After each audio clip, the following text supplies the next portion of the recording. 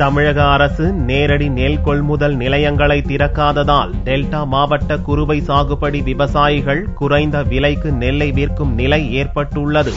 Kaveri delta மாவட்டங்களில் ஆண்டுதோறும் 12 லட்சம் ஏக்கரில் குறுவை சாகுபடி செய்யப்படுகிறது. இந்த ஆண்டு பருவமழை பொய்த்து போனது, காவிரியில் தண்ணீர் திறக்கப்படாதது போன்றவற்றால் ஆழ்குழாய் கிணறு மூலம் விவசாயிகள் 2 லட்சம் ஏக்கரில் மட்டுமே குறுவை சாகுபடி செய்தனர். மேலும் அரசின் குறுவை தொகுப்பு திட்டத்தின் மூலம் காவிரி கடைமடை பகுதியான நாகை மாவட்டத்திற்கு 8 கோடியே 87 லட்சம் ரூபாய் செலவில் 100% மானியத்தில் வேளாண் பொருட்கள் விவசாயிகளுக்கு வழங்கப்பட்டது. தட்பவெப்பநிலை சாதகமாக இருந்ததால் எதிர்பார்த்ததை விட குறுவை சாகுபடியில் கூடுதல் மகசூல் கிடைத்துள்ளது.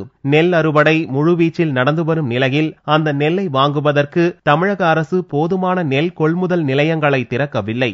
இதனால் குறைந்த நிலைக்கு வியாபாரிகளிடம் நெல்லை விற்பதாக விவசாயிகள் வருத்தம் தெரிவித்தனர். 1.5 லட்சம் ஏக்கர்லயும் கிட்டத்தட்ட 3 லட்சம் ஏக்கர்ல விளையக்கூடிய நெல் விளைஞ்சிருக்குங்க. விளைந்திருந்தும் மாநில அரசு நேரடி நெல் கொள்முதல் நிலையங்களை திறந்து நெல்லை கொள்முதல் செய்யாத காரணத்தினால் தனியார் வியாபாரிகளும் இடைத்தரகர்களும் நெல்லை கூடுதல் எடை வைத்தும் குறைந்த விலை கொடுத்தும் வாங்கி விவசாயிகளை மிகுந்த சிரமத்திற்கு ஆளாக்கிறார்கள்.